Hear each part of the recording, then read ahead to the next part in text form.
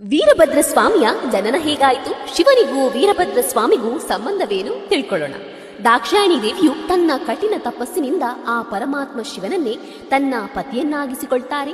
ದಾಕ್ಷಾಯಣಿ ದೇವಿಯ ತಂದೆಯವರಾದ ದಕ್ಷ ಪ್ರಜಾಪತಿಗೆ ಈ ವಿವಾಹ ಇಷ್ಟವಿಲ್ಲದಿದ್ದರೂ ಕೂಡ ವಿವಾಹವನ್ನ ನಡೆಸಿಕೊಡ್ತಾರೆ. ಒಂದು ದಿನ ಶಿವನು ದಾಕ್ಷಾಯಣಿ ದೇವಿಯ ಜೊತೆಗೂಡಿ ಕೈಲಾಸದಲ್ಲಿದ್ದಾಗ ದಕ್ಷ ಪ್ರಜಾಪತಿಯ ಪ್ರಾಚೀನ ಬರಹೆಯಲ್ಲಿ ಈಶ್ವರ ಯಾಗವನ್ನು ನಡೆಸುತ್ತಾರೆ. ಆಹ್ವಾನ ಇಲ್ಲದೇ ಇದ್ದರೂ ಕೂಡ ಶಿವನ ಬಳಿ ಹಠ ಮಾಡಿ ದಾಕ್ಷಾಯಣಿ ದೇವಿಯು ಪ್ರಾಚೀನ ಬರಹೆಗೆ ಹೋಗುತ್ತೇನೆಂದಾಗ, ನಿನಗೆ ಹೋದ ಜಾಗದಲ್ಲಿ ಗೌರ ಸಿಕ್ಕರಷ್ಟೇ ಹಿಂತಿರುಗಬೇಕು ಎಂದ ಶಿವನ ಮಾತಿಗೆ ಒಪ್ಪಿಗೆ ಕೊಟ್ಟು ಪ್ರಾಚೀನ ಬರಹಿಗೆ ಬಂದಾಗ ಇಲ್ಲಿ ನಡೆಯುತ್ತಿರುವುದು ನಿರೀಶ್ವರ ಯಾಗ.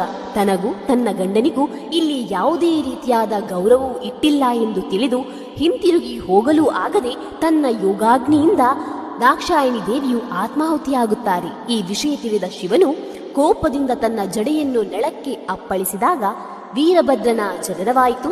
ಶಿವನ ಅಪ್ಪಣೆಯಂತೆ ಪ್ರಾಚೀನ ಬರಹಿಗೆ ಬಂದ ವೀರಭದ್ರ